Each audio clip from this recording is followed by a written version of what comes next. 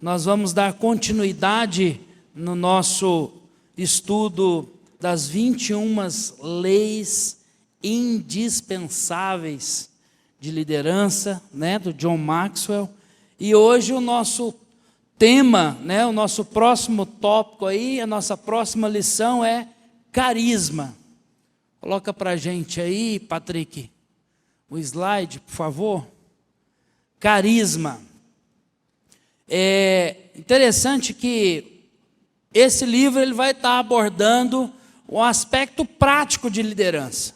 E quando nós falamos dessa palavra carisma dentro da Bíblia, ela tem uma dupla interpretação. Por quê? Carisma vem do grego charis, e o charis aqui está muito relacionado a um dom espiritual. No entanto, segundo a tarefa do livro, a lição do livro, nós estamos falando do carisma natural do homem, né? Daquele cara gente boa, né? Do carisma do ponto de vista natural. Conquanto nós sabemos que no reino do Espírito essas coisas caminham muito juntas, né? Porque é impossível alguém que está cheio de Jesus, cheio do Espírito Santo, né? Transbordando do Espírito Santo, ser alguém que caminha com a cara amarrada, com o rosto amargurado, transparecendo uma amargura de alma, né? Então, se você tem o dom espiritual do Espírito Santo em você, certamente você também vai ser alguém carismático. Próximo aí, Patrick. A primeira impressão pode selar o acordo. Essa frase nós podemos também usar, né, aquele jargão. A primeira impressão é que fica. E, de fato, isso faz muito sentido, né? Recentemente, alguém me disse algo que eu achei muito interessante. A pessoa falou assim para mim, as pessoas têm uma autoimagem, uma imagem a nosso respeito muito maior do que, de fato, nós somos. E eu falei, poxa vida, a gente não para pensar nisso. Né? Talvez você pode estar provocando um impacto tão positivo, que as pessoas acabam tendo uma imagem de você muito maior do que aquilo que até você mesmo acredita. Né? E isso é bom, isso não é ruim, mas o grande desafio é a gente correr atrás do prejuízo. Né? Se você de fato não corresponde à imagem que você está vendendo, você tem que correr atrás. Amém? Como você pode ter carisma? Volta lá. Como você pode ter carisma? Preocupe-se mais em fazer as outras pessoas se sentirem bem em relação a elas mesmas do que em relação a você. Dan Harland, a sua capacidade de deixar o outro mais à vontade consigo mesmo do que em vender a sua imagem, em aparecer, em falar de você, está muito ligado a esse carisma. Interessante é que em alguns momentos aqui nós vamos estar abordando alguns pontos que tem tudo a ver com um outro livro que nós estudamos há alguns anos atrás, que é Como Fazer Amigos e Influenciar Pessoas. Fala muito dessa preocupação com o outro e não consigo mesmo. E realmente é difícil estar com alguém que fala o tempo todo de si mesmo. Não, porque eu sou isso. Não, porque quando eu estava em tal lugar. Não, porque quando eu, né? Recentemente, até viralizou um vídeo aí nas redes sociais essa semana, né? De um palestrante famoso. Não, porque eu venci o tubarão. Não, porque eu venci a onça. Não, porque eu. Chega a dar náusea caminhar com esse tipo de gente. Então, para ter carisma, acho que o primeiro ponto, né, que você deve já guardar no seu coração é a nossa capacidade de preocupar com o bem-estar do outro. se aquela relação está contribuindo para o bem-estar do outro. O outro está confortável com isso que eu estou falando? Essa pessoa quer falar desse assunto? Essa pessoa que eu estou conversando, que eu estou... Até mesmo pessoas que a gente já tem um nível de afinidade, né? Você já parou para pensar que às vezes nós estamos... a gente gosta muito de ir lá para a pizzaria do Cláudio. E às vezes a gente está ali numa rodinha de conversa, pessoas que nós conhecemos e tudo, e o assunto caminha numa direção que você percebe que o outro está desconfortável com o assunto. Não é ruim, não é constrangedor? Então nós temos que estar preocupados o tempo todo com a satisfação, com a realização do outro. E isso é alguém que está preocupado em ser carismático. Próximo aí. Como você pode ter carisma? Eu fiz questão de colocar essa foto desse ator bonitão aí, né? Dando uma risada, Davi, né? Porque enquanto eu estava preparando essa lição, né? Me veio no espírito esse texto que é tão poderoso, é tão chave na vida de Davi. 1 Samuel 16, 18. Então respondeu um dos jovens e disse: eis que tenho visto um filho de Jessé, o belemita, que sabe tocar, é valente, animoso, é um homem de guerra, sisudo em palavras e de gentil presença. Guarde essa expressão, gentil presença. Alguém carismático é alguém que tem uma presença gentil, é alguém educado, é alguém que se veste bem, que se preocupa com a sua imagem, mas é alguém que você gosta de estar junto. Davi tinha essas características, e essa característica foi uma chave para um start na sua liderança, né? Próximo. 4 pontos que precisamos personificar para ter carisma.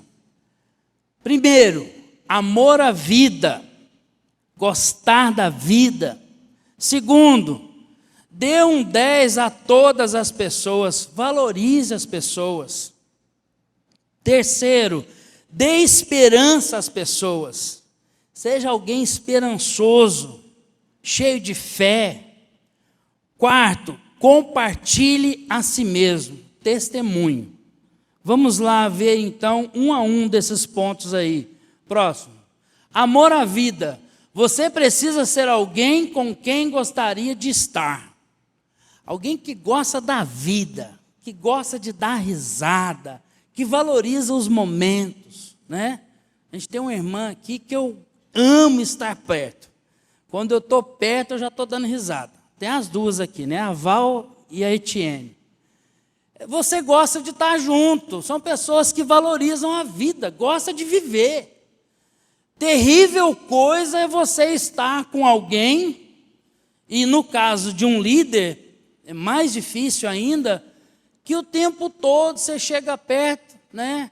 Ó vida, ó céus. Aí você pergunta para o irmão: tudo bom, irmão? Beleza? Estamos aí na batalha, né? Na guerra. Nós sabemos das dificuldades, nós sabemos dos gigantes. Eu não estou dizendo aqui sobre ser hipócrita, sobre ser alguém que veste uma máscara. Não. Mas é sobre alguém que já venceu a si mesmo dentro das suas emoções. Você já venceu a si mesmo dentro dos gigantes que você precisa enfrentar. E agora você decidiu estar bem. Você decidiu transbordar alegria. Isso é alguém que ama a vida. Jesus disse: eu sou a ressurreição e a vida.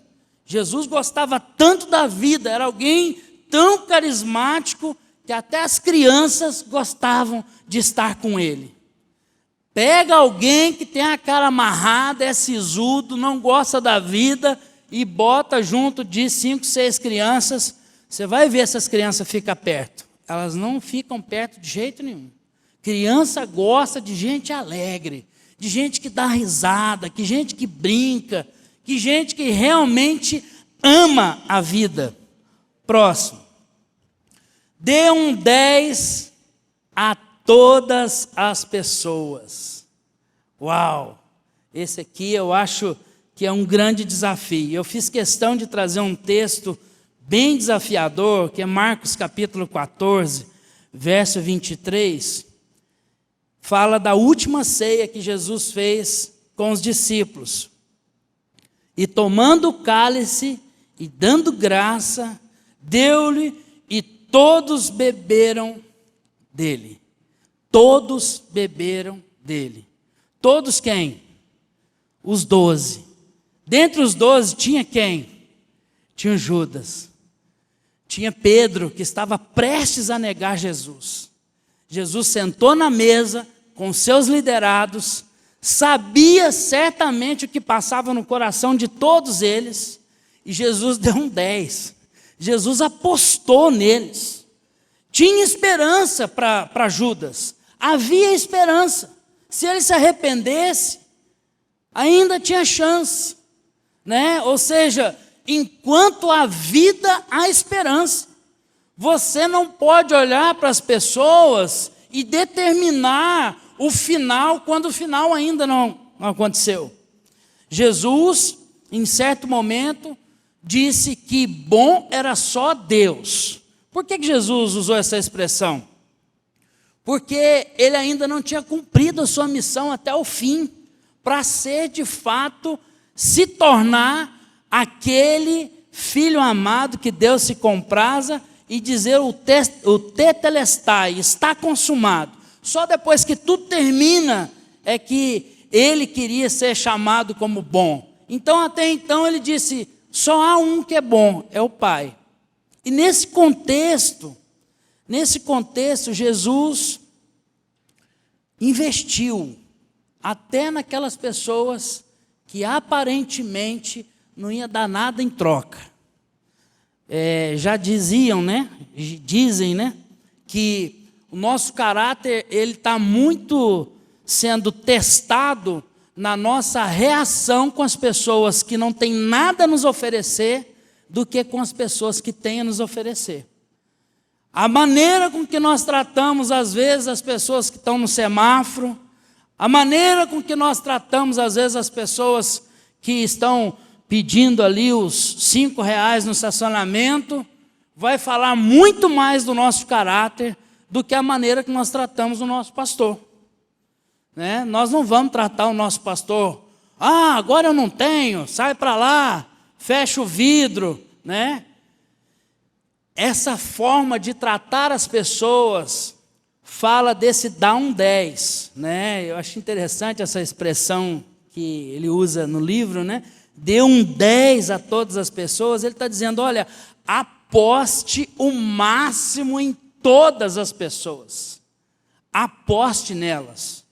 Que aí você de fato vai ser aquela pessoa com carisma. Aí de fato você vai ser aquela pessoa que de fato atrai todo mundo.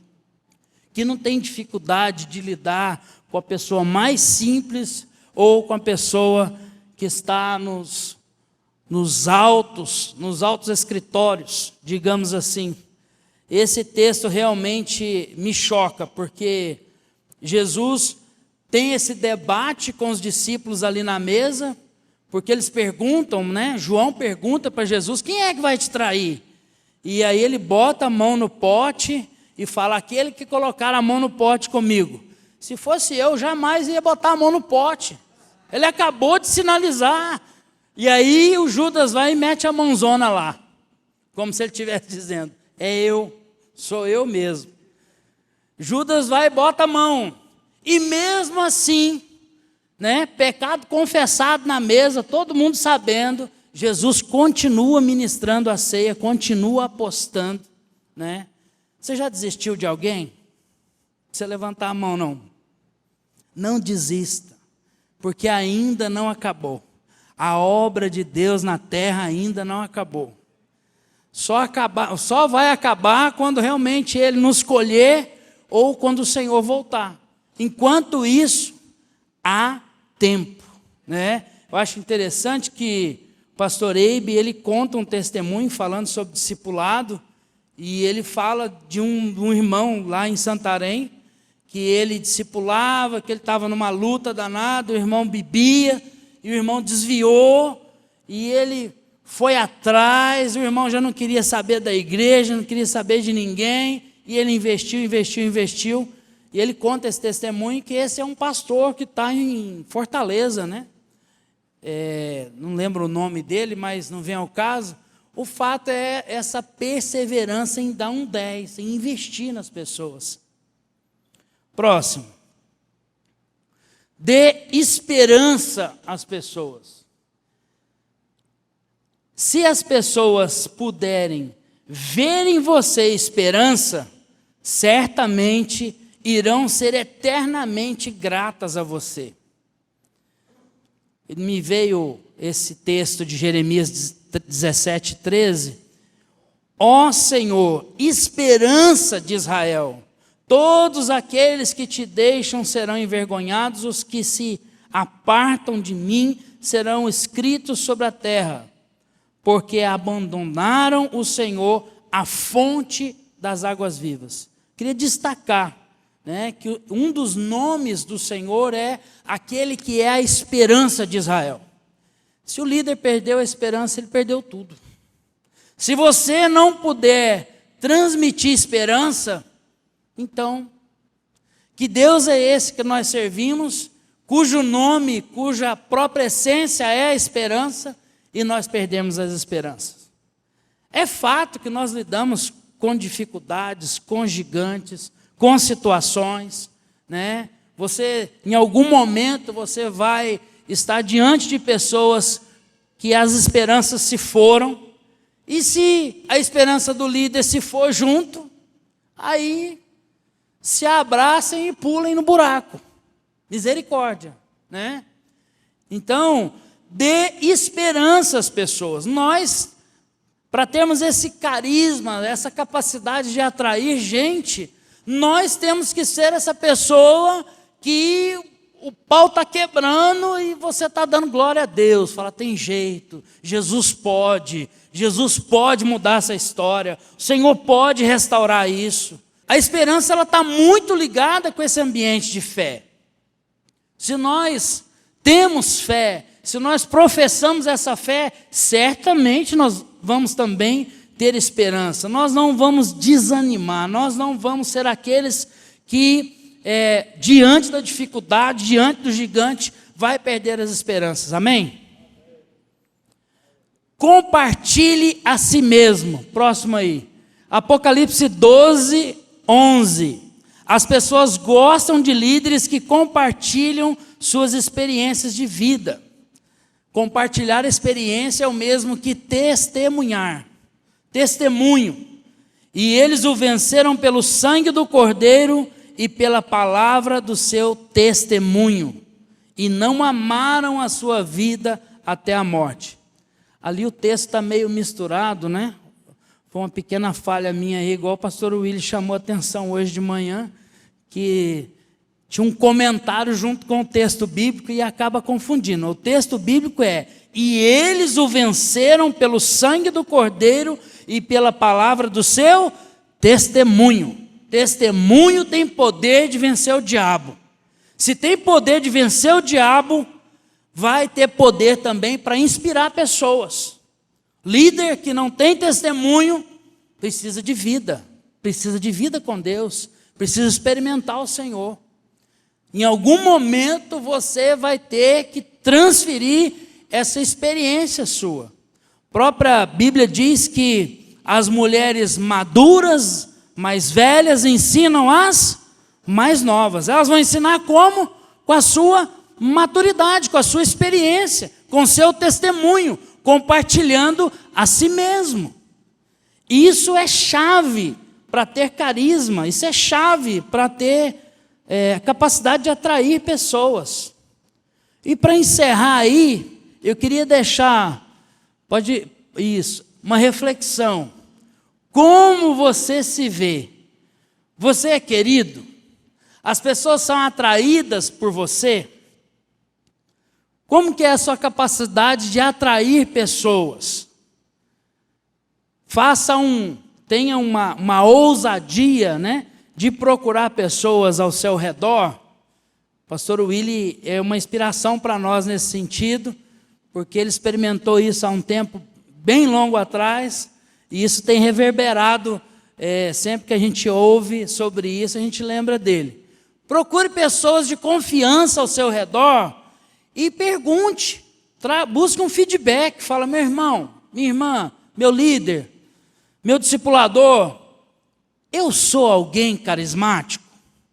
Em alguns momentos eu sou inoportuno? Aonde eu piso na bola?